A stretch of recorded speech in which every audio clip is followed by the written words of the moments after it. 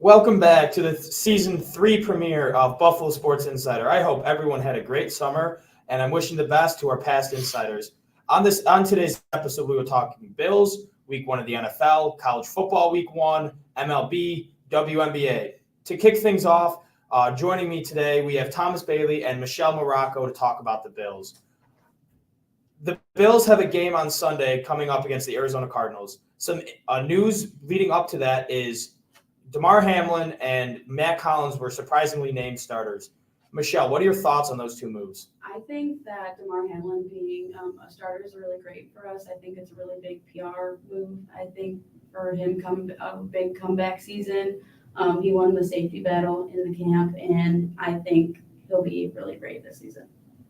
And another surprising move, Josh Allen and Terrell Bernard were named the only two starters. For context, the Bills had 8 starters last year, 6 of them currently not on the team anymore. Captains. That's what I meant, captains, not starters, my bad. Thomas, what are your thoughts on those two moves? Well, I mean, it kind of makes sense. There's a lot of guys that have left that were captains. Diggs, of course, Davis. I mean, even Dodson got a nice little nod near the end of the year. So, and then Tre'Davious White, of course, as well. So it does make a lot of sense to only have the two guys that are mainly the veteran leaders on those defenses, the guys that are going to play the biggest role in the two sides of the football, that being offense and defense. And so for the most part, it makes sense to me. I really like the move to keep Josh and Terrell there, and we'll see how it goes for the rest of the year. With the game coming up on Sunday against Arizona, Thomas, what is one thing you were looking forward to seeing on this offense? I'm going to look forward to seeing that chemistry that Josh Allen can build with our new receiving core. Of course, Curtis Samuel comes over from free agency, a 1-year, $10 million deal that ended up getting stretched. I really think that that's a good move for the Buffalo Bills. Khalil Shakir is now listed as one of our top receivers as well. You got Matt Collins, who we just brought in. So there's a lot of turmoil kind of in this offseason from Davis and Diggs' standpoint being gone. How is Allen going to fare with the new receiving core? And I'm very excited to see how he does in this first game. To me personally, I'm looking really forward to seeing this interior offensive line. Without Mitch Morse gone, he's been a staple of this line for years. Now you have McGovern moving inside and David Edwards moving to guard. And I'm excited to see if Torrance takes that next step. I really think that is going to be a key factor to the Bills' success this year is can they open up lanes for James Cook and Ray Davis to eat in the run game? Michelle, what is one thing you're looking forward to seeing on defense? I'm kind of with Thomas, looking at the receivers. Now that Diggs is gone, who's going to be like the target receiver Allen goes to a lot. Let's just say like who is he going to all the time now that he doesn't have Diggs? I think Kincaid can be one of those people. So I'm excited to see him this season. Yeah, me too. Thomas, what is something you're looking forward to seeing on the defensive side of the ball? Something on the defense that I'm really looking forward to is a man by the name of Gregory Rousseau. He looked great in preseason. And while we don't feed too much into the preseason, of course, he looked amazing against Broderick Jones, who, mind you, is a first-round pick out of Georgia just a few years ago for the Pittsburgh Steelers. And he absolutely feasted on him in that opening quarter against Pittsburgh. Really makes me excited to see what this D-line can do. I know we lost players like Leonard Floyd and Tyrell Dodson for the front seven, but honestly, I think that won't be that big of an impact. Epinesa and Rousseau being the starters on the defensive line at the end position. I'm excited to see what they can do this year and maybe a breakout for Gregory Rousseau, who knows. And then one other thing I'd like to mention really fast is Christian Benford being the number 2 corner on this defense. I really think that's going to be great for Buffalo. Michelle, what is something you're looking forward to on this defense? We talked about him earlier, but Damar Hamlin, I think that he's going to have a really good season. I'm excited to see what he's going to do back in full swing with everybody. So I'm excited to see him. Thomas, what is an X factor you have for this game? For the game itself, I'm going to say it's going to be our receiving core against the lackluster DBs on the opposite side. Yes, they have Budda Baker, but outside of him and Jalen Thompson, who broke out last year, I think that this corner room isn't that great. I'm a big Syracuse guy, but Garrett Williams is not it for corner number 1. You got a rookie in Max Melton, who was drafted in the 2nd round out of Rutgers. I don't think that's going to be your guy either. And then you lose guys like Byron Murphy to the Vikings and even Sean Murphy-Bunting trying to fill that role. I don't think he's going to do too great in that kind of offensive role. And then honestly, their linebacking core, I don't think there's going to be a single guy that's going to be able to keep up with Kincaid in the linebacking core. Maybe Zaven Collins, but I doubt it. And so it's the real X factor here is going to be Josh Allen spreading out the football and getting everybody involved early and often in this football game and really going to work in the first 2 quarters. Michelle, who is your X factor for the game? I'm just going to say Josh Allen. I want to see who he goes to. I want to see him run the ball. I know that's a big debate, but I do want to see who his target players are this season. Ultimately, Thomas, who do you think wins this game, and what do you think the final score will be?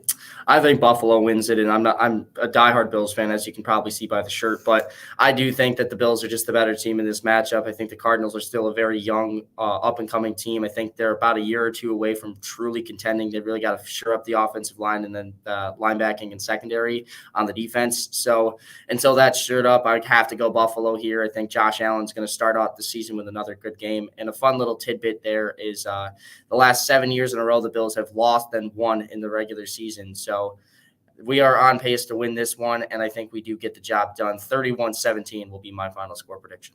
Michelle, who do you think wins this game, and what's the final score? I'm going to go with Buffalo. My final score is 28-14 Bills. I think the QB is coming off an ACL tear. Yes, he is, Kyler Murray. So I think, 28-14 Bills. I'm going to go 27-20 Bills. I think Kyler Murray and that revamped offense will be able to keep the Cardinals in the game, but I think Josh Allen is just going to be too much, and I think the Bills do ultimately win this game. Next, after break, we will have Colin hosting the NFL preview segment. How was school today? It was good. Did you play volleyball? Yes. How's your serve coming? I think we'll work on it this weekend. Amy's slumber party is this weekend. Is your homework done? No. That was the deal we made. If you do...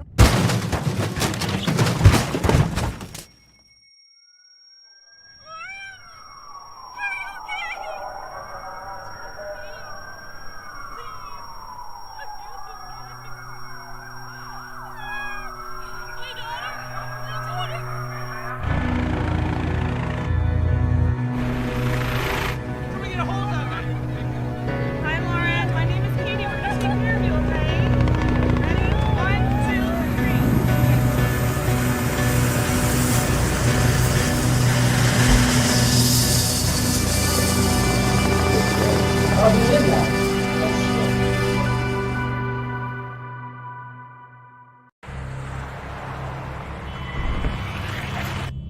Very right.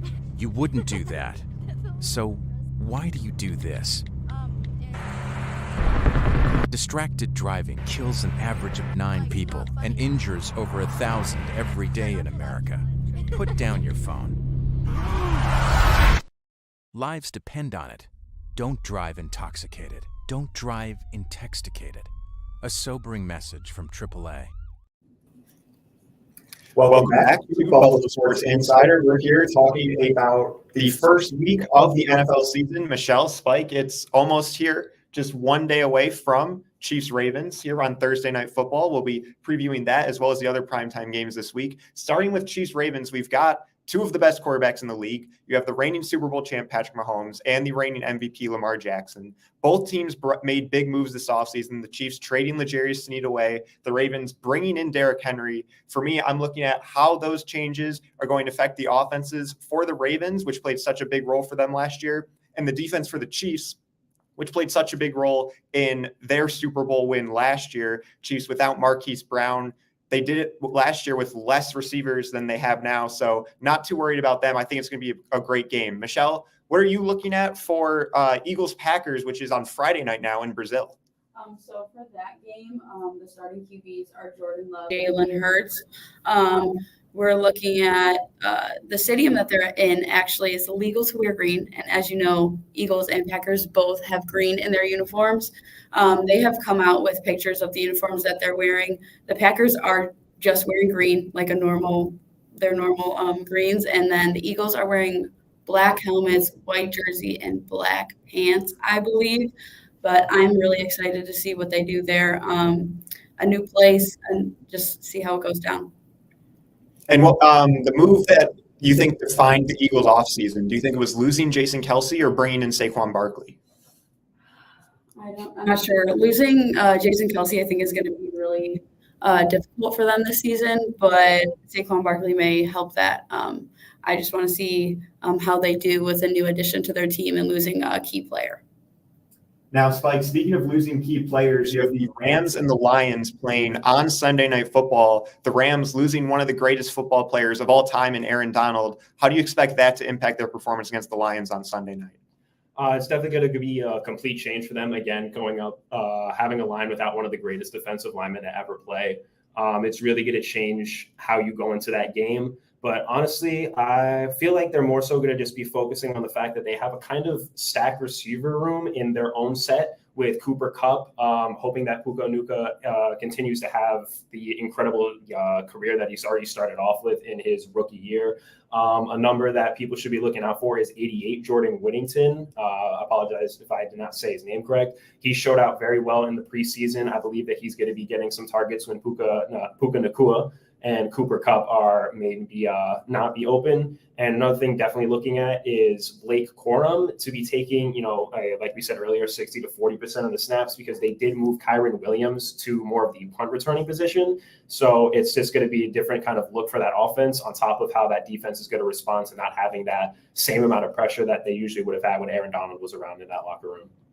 And the Lions have a great running back duo too, with Jahmyr Gibbs and David Montgomery. How do you expect that usage to play out in week one? Probably similar to last season, how they were doing it when they had DeAndre Swift. Another name that people could be looking for is Craig Reynolds. He kind of stood out to me last season. Every now and then when he was getting a couple of touches, he made the most of the opportunities that he had there. But shying away from only their running back room, as they had Swift depart, and then they still have that a pretty solid duo with David Montgomery and Jahmyr Gibbs. Jameson Williams and obviously Amon-Ra St. Brown, a name that you cannot look away from. Jameson Williams, however, seems more of like a deep threat for them, so that's something that they could definitely work with. And then again, Jared Goff just has to keep on performing that the way he has been performing recently with them, and with that kind of offense and with that kind of mentality that they have going into the season after the success they had last year. It's definitely going to be a very good and competitive game. And Spike, I know you're a Jets fan, so what are you looking at for this Jets 49ers matchup on Monday night? I'm looking for Aaron Rodgers to stay off the turf for after the first 4 snaps, but really just hoping that we don't shy away from the run game, knowing that we're going up against a Super Bowl contending team. It could be very scary to try to just throw the ball through the air, see if we can move quickly. Obviously, having Garrett Wilson, Mike Williams, Corley, the rookie that we drafted, who was incredible after the catch. We seriously just need to go with the fact that we beefed up our offensive line to the best line we've had in the past 2 decades, it seems, since Nick Mangold. And definitely just keep it going with him, and also seeing what we can do with our rookie Braden Allen. He's a workhorse. He's strong. He's definitely going to be good, not only in the running game, but also in our blocking game as well. There's plenty of rookies that were drafted this past April that will be making their debuts in week one, including Caleb Williams for the Bears, who will be starting against the Tennessee Titans, and Jaden Daniels, the former Heisman winner, who will be starting against the Tampa Bay Buccaneers. However, Drake May, the number 3 overall pick, does not look like he'll be starting for the Patriots. Michelle, can you walk us through a quick Patriots-Bengals preview? So for the Patriots-Bengals game, Joe Burrow is starting after his injury, and Jacoby Brissett is starting for the Patriots. Now, the Patriots have a new head coach, so I'm excited to see how they're going to do in their first real season game. Also, Jamar Chase, with his no contract. Will he play? Will he get – we'll see. So, yeah.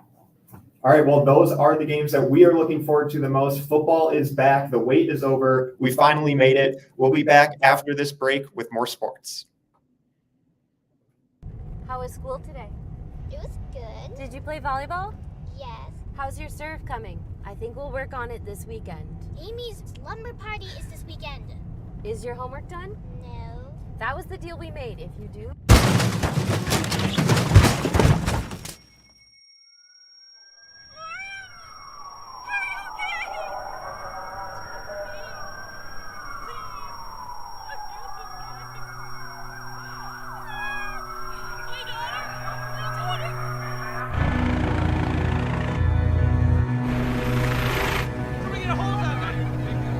Hi, Lauren. My name is Katie. We're going to take care of you, okay?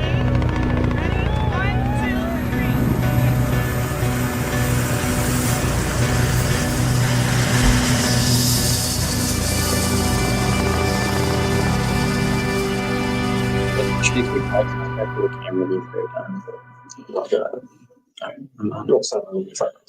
Welcome back to Buffalo Sports Insider. For this segment, I'm joined by Spike and London. We will be talking about week 1 of college football. First, we'll talk about UB, the local D1 program. They defeated Lafayette 30-13 on Thursday night for their program, the program's first win under new coach Pete Lembo. London, what were your thoughts about this game? It was a good game. It was tough. They were defensively. UB was very aggressive. With Pete Lembo being a good first coach for them. CJ Obana, 195 passing yards, 2 touchdowns. It was a great game by him, and I feel definitely defensively was a spark plug of the game. Sean Dolak, he had a interception and 2 forced fumbles. It was a great defensive game. So yeah. What was one person that really stood out to you in that game? CJ Obana with 195 pass yards, 2 touchdowns. The next game we'll talk about is Georgia put the smack down at Clemson, winning 34-3. Spike, what were your thoughts on that game? I mean, it was an absolute embarrassment for Clemson. Yeah, I mean, obviously number 14, you're expected to at least put somewhat of a fight up against the team that's number 1 in the nation. And they didn't even scratch 200 yards of offense total. They had under 50 rushing yards. They had under 4.4 yards per play. I mean, it was actually for a program such like Clemson, it's kind of embarrassing. Again, I know you're going up against Georgia. You're a number 1 team, but at the end of the day, you're not an FCS school. Not even putting up 200 total yards against another ranked opponent. It really just kind of falls back on that locker room for the players to look at each other and, try to just get it together and move on for the rest of the season after that one. Is there anyone that stood out to you in this game? Definitely. Let's go over here. Carson Beck had a really good game, 23 for 33. That's over 50%, well over around 60% of his passes completed, 278 yards and 2 touchdowns. Honestly, without any preseason, and especially as the number 1 team in the nation, as I keep repeating, Carson Beck has put on a great performance for his team. He showed that he's not going to let anything falter, especially after how their natty hopes were not fulfilled last season. And I think he's going to be one of those key pieces along with that entire stacked team that they have over there in Georgia. All right, and then the game of the week was USC beating LSU. A very tight-knit game. USC won 27-20. Spike, what were your thoughts on that game? It was a very competitive game, one of the best games of the week. Some great quarterback play, both of them having over 300 yards. Miller Moss going for 27 of 36, 378 yards, only 1 touchdown through the air, but that running game having 2 touchdowns there from that backfield as well. LSU's quarterback, Garrett Newsomere, I believe I'm saying that incorrectly, also 304 yards, 2 touchdowns, also had an interception. However, one thing you cannot underlook is the targeting call that was towards the end of the game that a lot of people are saying, yeah, if USC the win, penalties happen. You got to play through them. And at the end of the day, USC was the team that was able to pull away with it, penalty or not. What was one player that stood out to you in that game? Kyron Ware Hudson. Apologies if I'm saying his first name wrong. He had an incredible catch. I believe he was the player that was a part of the targeting call as well. So he was a huge factor. Again, that incredible one-handed catch, got up there, rose up to the top and pulled that one down. I mean, you can't ask for anything better than that out of your wide receivers, especially at this young age in college, seeing stuff like that. It's just great knowing that you have a guy like that to just toss it up to, and he's going to come down with it 50% of the time. The next game we have to talk about is my Florida Gators getting absolutely killed at home in the swamp against Miami, losing 41-17. London, what were your thoughts on that game? With a tough opponent like Miami, definitely this year being 19th ranked, being in the swamp as well, that it was mostly a one-sided game the whole game. Miami dominated both offensively and defensively. Cameron Ward, he was 26 for 35, 385 passing yards, 3 touchdowns. And as him coming into this game as the ACC preseason player of the year, I feel he showed exactly that. Speaking of Cam Ward, what do you think about his Heisman potential after this game he just had against Florida?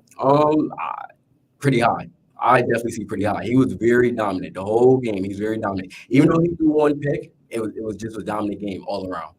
Running wise as well. All right, and then week 2, we have the game of the week being Texas and Michigan. Spike, who do you think wins this game? What do you think the score is going to be? I believe Texas is probably going to pull out this one. They had an incredible win over Colorado State. It is Colorado State. However, they did perform incredibly. Michigan State, they looked pretty, not going to say weak, but they looked a little too well rested against Fresno. They were going into the 4th quarter. It was still 16-10, and Fresno State actually had a chance to pull this one away. If it weren't for a pick 6 at the end of the game towards the final minutes. I forget the player's name. I think it was like Williams, number 2. So just seeing something like that, it's not really a confidence builder, especially from the number 10 team in the nation, and then how good Texas was last week and how good Texas is in general. I believe this ranked match is going to be a good one, but Texas is probably going to be coming out of that one, probably high scoring, something like 38 to like 27.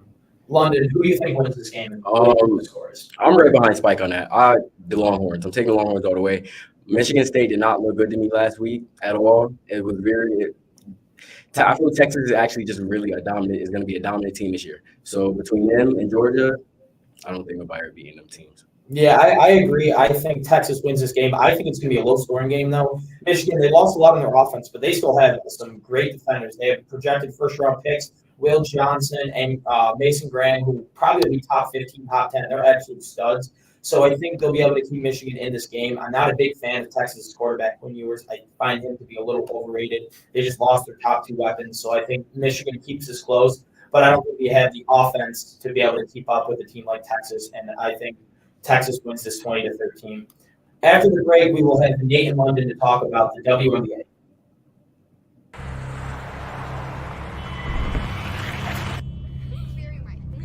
You wouldn't do that. So why do you do this? Distracted driving kills an average of 9 people and injures over 1,000 every day in America. Put down your phone. Lives depend on it. Don't drive intoxicated. Don't drive intoxicated. A sobering message from AAA.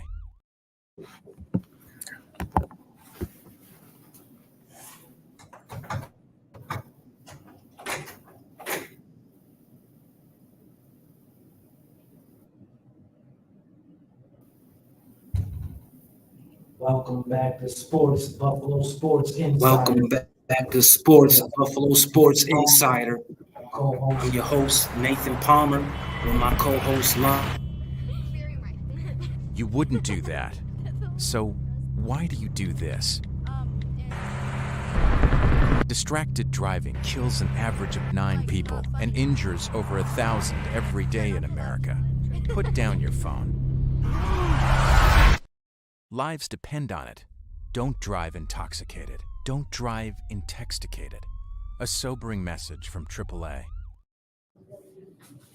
Welcome back to Buffalo Sports. Welcome back to Buffalo Sports Insider. I'm your host, Nathan Palmer, with my co-host, London, and we're discussing the WNBA. Last night, the Las Vegas Aces defeated the Chicago Sky 90-71. This marks the second game in a row where the Aces have beat their opponent 18 more points. Do you think the team is the dominant team is back, London? I won't say they're back. I do not think they're all the way back. But the way Asia's playing right now, as long as everybody keeps matching her energy on the court and can keep up, they could be right back to that dominant team and win them another championship, my opinion. I agree. I think they're getting through the regular season fatigue. Yep. And they're starting to click at the right time. It's September, so playoffs are right around the corner. I think they've been pretty inconsistent all year, but they're starting to click at the right time. So they definitely, I think, they're the favorites to come out the West still. I don't think Seattle has enough to take them out. So I think they're poised to make another run. And then that segues in the East. Caitlin Clark, the Indiana Fever, they clinched the playoff spot on their day off yesterday. What do you think about that? How far do you think they can go? I think the Indiana Fever could go really far in the playoffs. They will have a tough time if they run into either the Liberty or Connecticut early in the playoffs. But besides that, them young they could be okay. They could be okay. Hey man, sky's the limit for the Fever, man. We Caitlin Clark basically got the Rookie of the Year locked up. That's already in the MVP conversation as well. Yeah. I mean, where they are now in the playoff race, I would definitely, and they're one of the hottest teams in the NBA right now. So I would definitely consider them a contender. A contender. They're definitely a team to be a little worried about. Definitely for the I higher. feel going into the playoffs, they are definitely a team to Right. be worried about. Right. And the pretty much the rookie of the year race. I mean, that's pretty much over. She's definitely separated herself from Angel Reese, who's also had a great season. Historic. If it wasn't for Caitlin Clark, we probably would be talking about Angel Reese having one of the more historic rookie seasons in the NBA. But what they both are doing is historic. But I just think that Caitlin Clark has separated herself from the fray. Yeah, definitely agree with that. So, is there a sleeper team you think that might be able to take out, go all the way with it? My team will definitely be the Connecticut Suns. I think they have their core all around their starting lineup. They got the bench production as well. Right. They're an all-around team. I definitely do not think you can't keep out the Minnesota Lynx as well. Definitely not Minnesota in the West, because of the simple fact that they're one of the hottest teams right now. In the past 10 games, they're 8-2. You never know. They might be able to give that Aces team in the West a little bit of a run. I agree with the Suns. Alyssa Thomas, she's been one of the best point guards all year in the conversation with Caitlin Clark. And she has great chemistry with DeWanna Bonner. Yep. So which is their leading scorer. And we can't forget the big acquisition they made right before the end of the Olympic break, when they got Marina Mabry from the Chicago Sky. That was she's a 3-point shooter. Yep. She adds some outside shooting that they needed. Yep. So around 14 points a game as well. absolutely. So we'll see how they match up. It'll be interesting to see how they match up versus the Liberty in the playoffs. How do you feel about the Chicago Sky right now? Chicago Sky. I'm a big Angel Reese fan. I think they're headed in the right direction. Their front court, they definitely have the foundation with her and Camila Cordosa. They need shooting. And so I think they're a little bit, maybe a year or two away from really competing with the likes of Indiana Fever and the Connecticut Sun. So I think they're headed in the right direction, but they're about a year or two away. I agree. I definitely agree. I feel like they definitely didn't have a great season. I really don't think that we will see them in the playoffs, because I feel Atlanta Dream is going to take the spot over them. But seeing everything that Angel Reese did this year, I feel it's insane as well. I feel just like you said, if we weren't talking about Caitlin Clark, we'd be talking about Angel Reese. Absolutely. Yeah. All right. Think that ends our segment for the day for the WNBA, and we'll be back after this commercial break. How was school today? It was good. Did you play volleyball? Yes. How's your serve coming? I think we'll work on it this weekend. Amy's slumber party is this weekend. Is your homework done? No. That was the deal we made. If you do...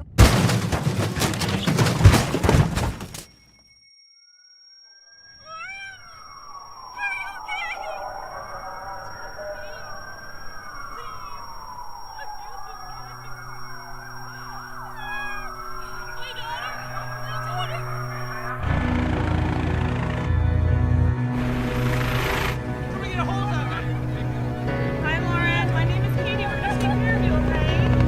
Ready? 1, 2, 3.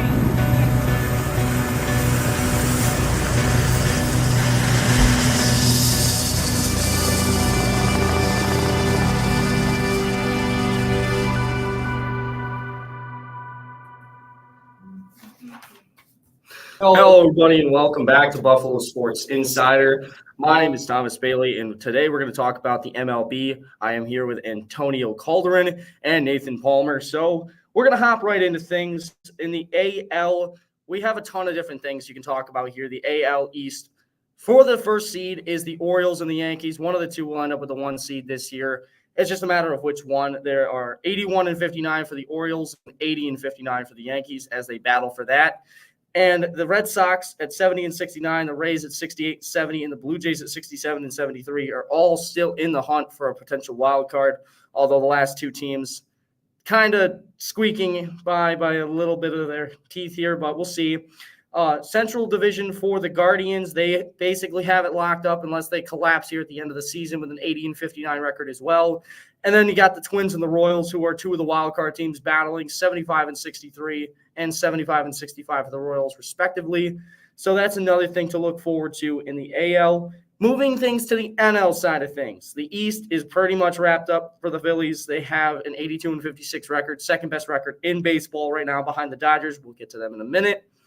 And they have a 7-game lead over the Braves, who are 75-63, and an 8-game lead over the New York Mets, who are 75-64 as well. So interesting to see that kind of play out for those two teams at the end. So that will be something we talk about. And then for the other side of things here, we are going to have the Dodgers, who are 84-55, who lead the division. And then the Diamondbacks and Padres, 78-61 and 79-61, are both two teams that could definitely make a playoff push as well. In the playoff side of things, we'll see how that all goes out. And the last division, of course, the Central with the Brewers, 81-58 record. And then you got the Cubs and Cardinals, 71-68, 70-69, rounding out the NL. So, Antonio, I'm going to delegate this one to you. What are your thoughts on the final week and a half-ish, 2 weeks of the MLB regular season? Who do you think gets in both sides? I have to say that for the American League, I think it's pretty much a foregone conclusion. The Astros, Guardians, Yankees, Twins are going to make it in. I think the Royals are going to keep that last wild card spot. I don't see a team with young guys like the Red Sox being able to make a push at the very end. They put up a good season, but I don't think they're going to do it. For the National League, I have one surprise. I think the Mets are going to be able to get by the Braves. I like what they've been doing these last couple of weeks. I would like to see New York have both teams representing in the playoffs. I think it will make for a good postseason. Yeah, another side of things here as we cut to the NL side of things. Nate, that's where you come in. Who do you think makes it in the NL this year in the playoffs? Man, it's hard to go against the Mets right now, man. The Braves, they losing steam. A lot of injuries, Acuna, all those guys, man, they out. Mets 6 in a row lead, so they clicking right now, man. I think the Mets get that last wild card, and I think they are really a scary team in the NL. They could scare, they depending on where the teams end up, seated, I could see the Mets going pretty far in the playoffs. Yeah, that would be a definite thing I'd like to see as a diehard Mets fan. But we're going to kick it one last time to one little thing. Who do you think is a sneaky team, a sleeper, if you will, in each conference? We'll start with you, Antonio, and then we'll kick it right to Nathan. For the American, I'd actually say the Guardians will put enough respect on what they've been doing these last couple of seasons, always leading in that division. While it is a weaker division, they're always on top of it. They got a lot of good players. They have one of the best bullpens. They have the best closer in the league, I want to say, with Class A. I think in the playoffs, they could be a very dangerous team. Naturally, I'm not saying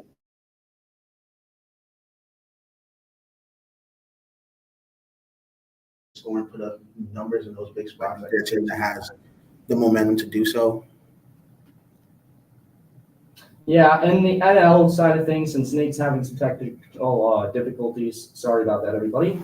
I think I would go with a team like the Brewers that can make a deep run. I mean, they got the bats to do it this year for the first time in forever. It feels like they actually got consistency from the bats. And then in the pitching category, of course, they have one of the top pitching duos in the league and stuff. So I really do think that the Brewers could make a deep push because realistically, pitching is something that is so influential, so important come playoff time. And it's all about who gets hot at the right time. And that's why I could also see the Mets potentially being that team, considering they're on a 7-game winning streak. And that's not just being biased, but yeah. And unfortunately, that is all the time we have today on Buffalo Sports Insider. So I thank all of my co-hosts here today for an amazing first show of the semester. So thank you all so much for tuning in, and we'll see you all next time on Buffalo Sports Insider.